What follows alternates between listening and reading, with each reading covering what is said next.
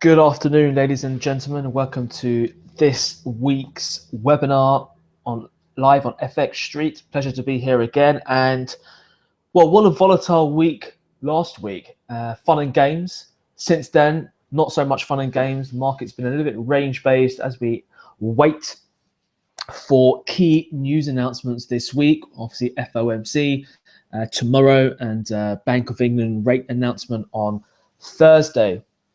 So we've got some key announcements coming up in the week, and the markets have been a little bit flat in anticipation of those. Today, we've got some interesting news announcements on US retail sales, actually just coming up, I think in about an hour and 15 minutes or so.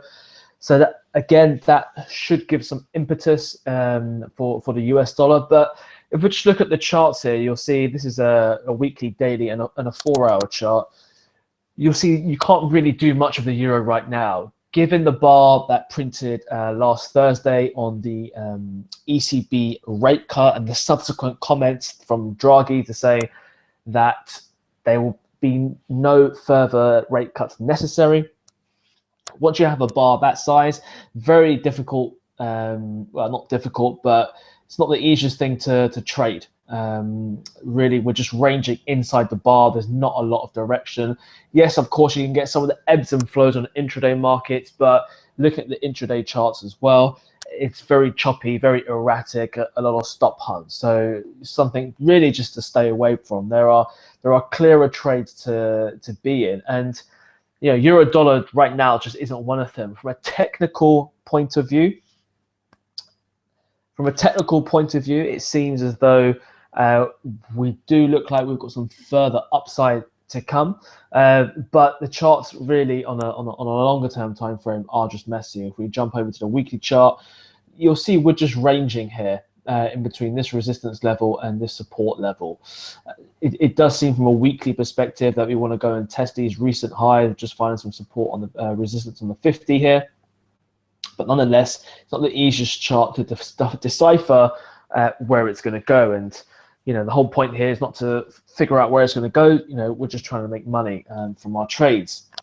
So euro dollar, not really much going on here from my perspective, although if we do get some negative news announcements coming out later on in the afternoon, there may be a potential contrarian long position here. As you can see, we've just held above the 1.1097 level. The market has failed to close below that level 3 times. So we may just see some potential further upside from this point. Again, let's watch the news announcements coming out shortly. If they are dollar negative, then we could see a sell-off in the dollar, which could help this euro upwards. But nonetheless, it's not the easiest thing to pick out right now, but there is a potential trade there happening in the next few hours if the market goes our way on the news announcement. And again, if it doesn't, that's fine, because the reward to risk is there if the trade worked out. But really, most of the action has been around the other euro pairs. So again, we've seen a lot of weakness, well, temporary weakness today on the commodity pairs. Of course, most of them are in strong uptrends, Aussie and Kiwi and so forth. So really the volatility has been around, you know, Euro Oz, Euro New Zealand, pound against the Aussie, and those kind of cross rates.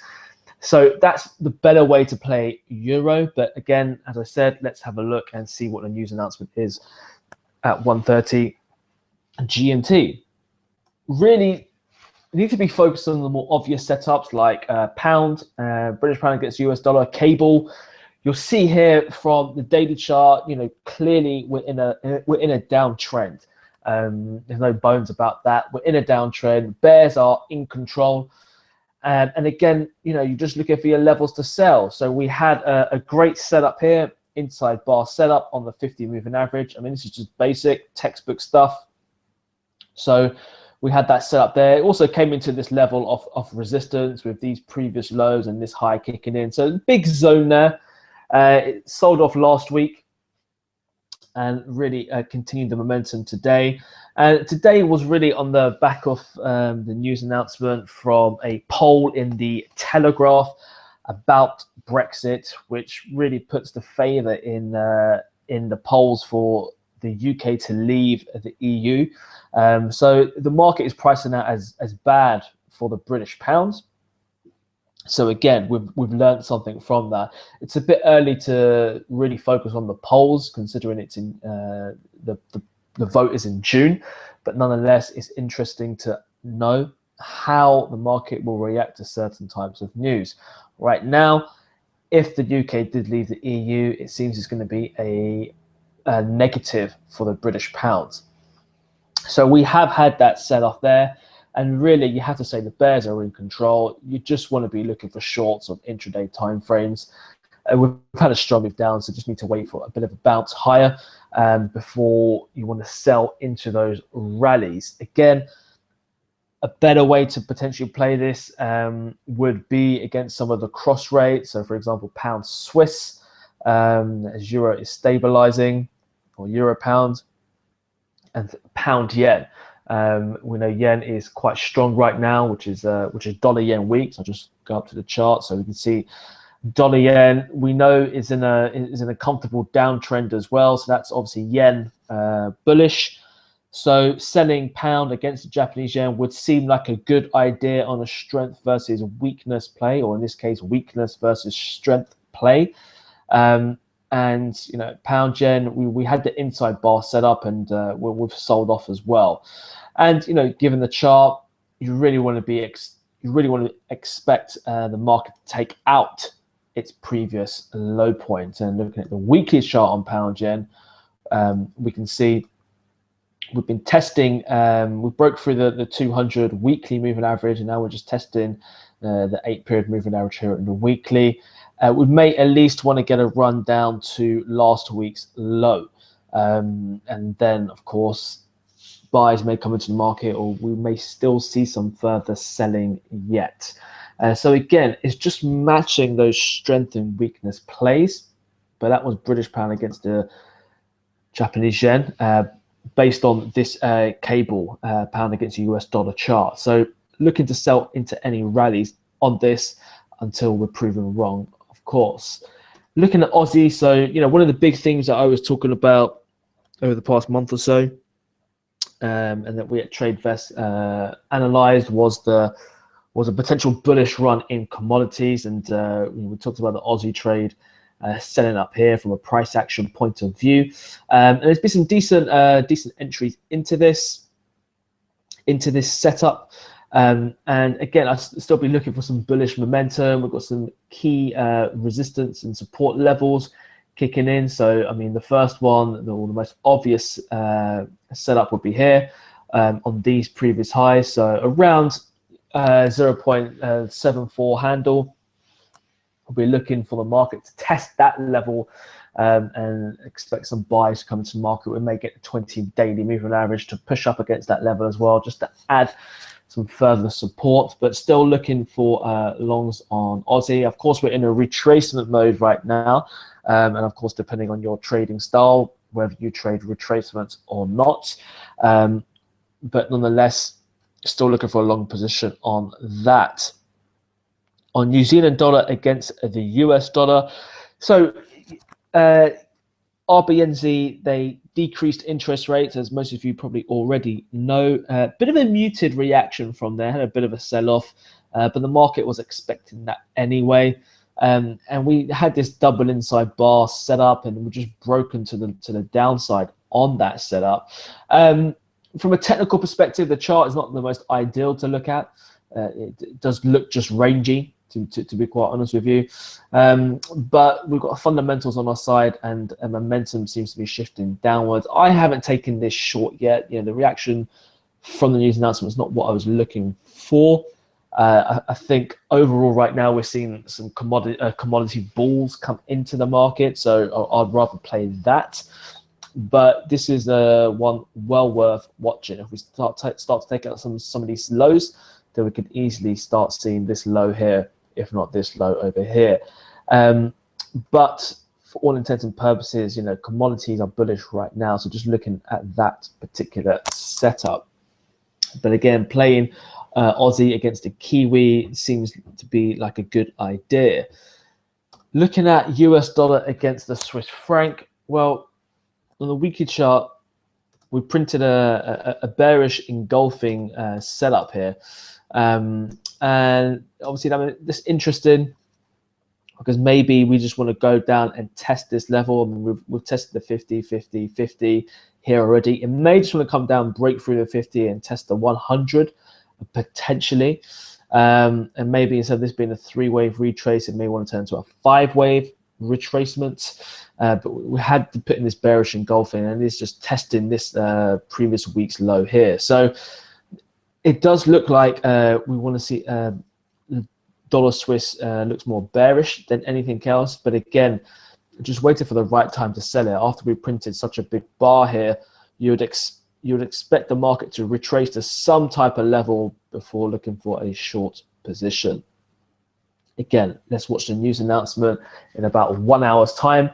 That will maybe give some impetus in terms of this trade and tell us what traders are expecting from FOMC, whether they will increase rates or not. So if we get if we get a very bullish number, then we can see the dollar surge. If we get a very bearish number, we'll see the dollar weaken. If it's flat, then the market's just going to keep on going sideways until FOMC. I think any move will be muted because no one wants to go heavy before the FOMC announcement tomorrow in these uncertain times. So I think any moves will be short-lived. But again, if it is a major difference, then we need to be trading that. If we have a look at dollar CAD, so dollar CAD, it's we can see that the commodity sector has been quite bullish. So obviously this is US dollar selling off and Canadian dollar strengthening, which is what we want to be seeing. So again, from an end of day positioning point of view, it's not the easiest thing to be trading right now. But from an intraday perspective, it's been pretty good. Just selling into the levels. But my take on dollar CAD is the fact that it's on this weekly 50. We're overdue some type of bounce. So that seems to be what we're going to get now. So I think we are in a retracement kind of mode, looking to sell any rallies, but they have to be more of a deeper rally than anything else.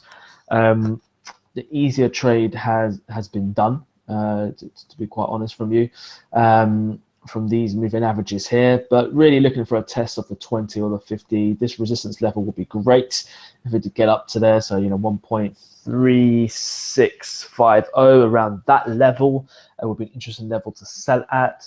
And in the meantime, some people may want to trade it up into that point.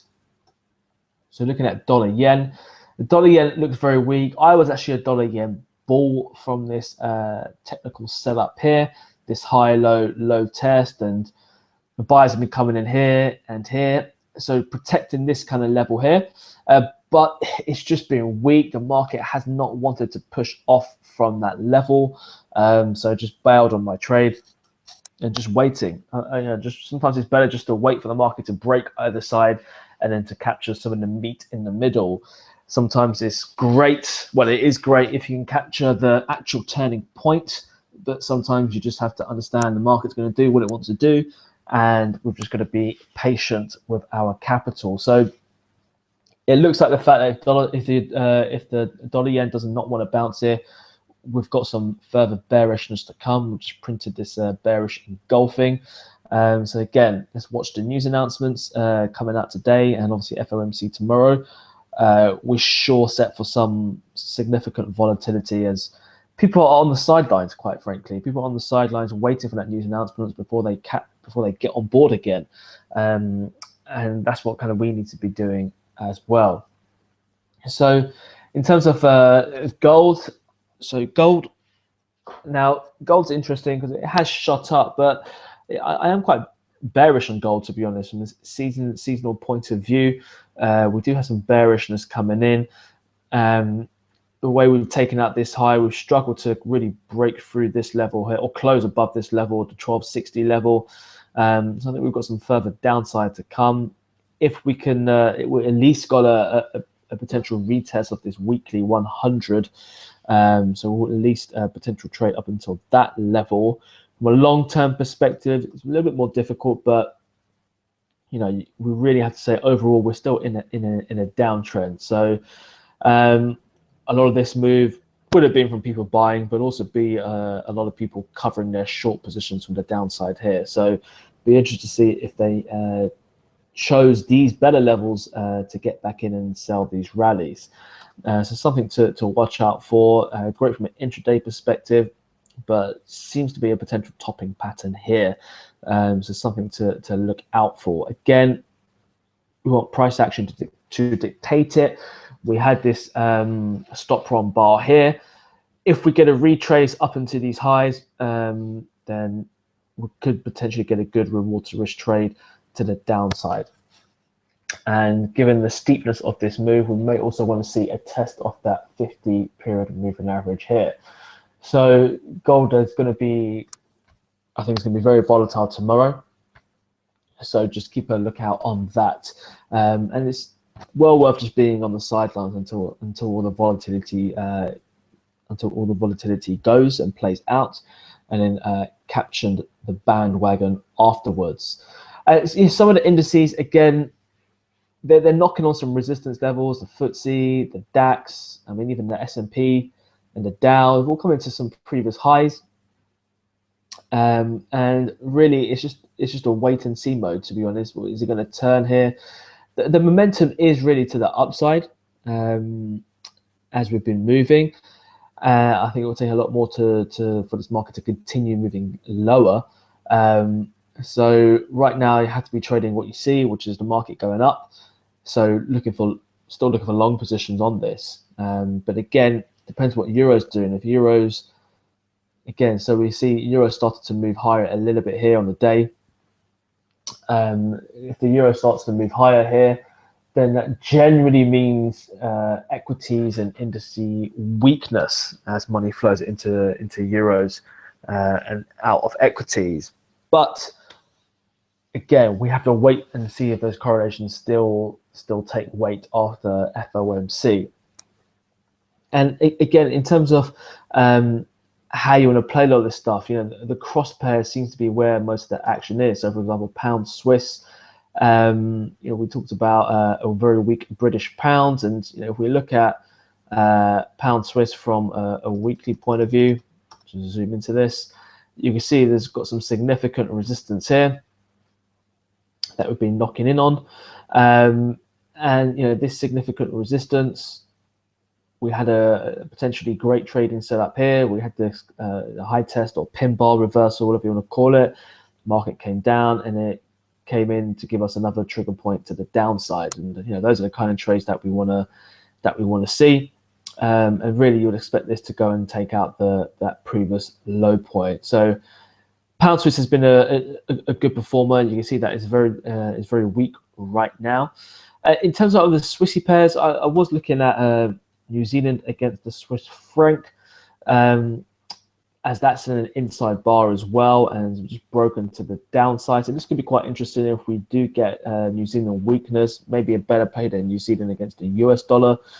But again, before FOMC, not really taking any heavy positions.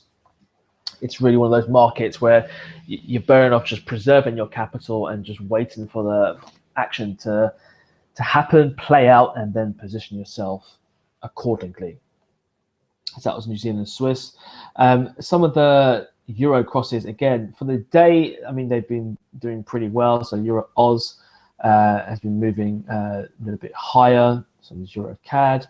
Generally, Euro has performed well over some of the cross rates, like also some of the commodity pairs and the British pound, of course. So that is a telling sign that potentially people still want to get into Euros relative to some of the other pairs out there. So again, something to keep an eye on. I think Euro Pound and Pound Swiss definitely wants to keep an eye on with the volatility of the British Pound. We can already see that from traders expecting the fact that if the UK does leave the EU, it'll be more negative for the UK, the British pound, than it would for the euro. So obviously that's a very, very interesting piece of knowledge to have based on how traders have reacted to the price, and something that we could use potentially going forward over the next few weeks. But for all intents and purposes, right now it is a waiting game until tomorrow's news announcement. After last week's, big moves, there are moves to be had. For example, Pound Swiss that we just looked at, some of the other cross rates. But again, it's better to keep your powder dry, or your nose dry, sorry, so you can live to fight another day. So that is it from me, ladies and gentlemen. A bit of a shorter one today, but of course, it depends on how active and volatile the markets are. So just as a recap, right now, market is waiting for key news announcements. FOMC tomorrow, Bank of England news announcement, interest rate announcement on Thursday. After such big moves last week, traders are struggling to find direction. So we need news announcements to give us that direction. It's much better to play the waiting game right now and wait for the market volatility to come back, and let the moves happen, play out, and then capture the waves after that. In the meantime, whilst the markets are range-based, it really is just trading in and out of those shorter-term moves and not trying to be a hero, and just wait for the momentum to either continue or to turn and then trade accordingly. Okay, so that's it from me, ladies and gentlemen. I wish you a fantastic trading week ahead, and I will see you next time. Thank you.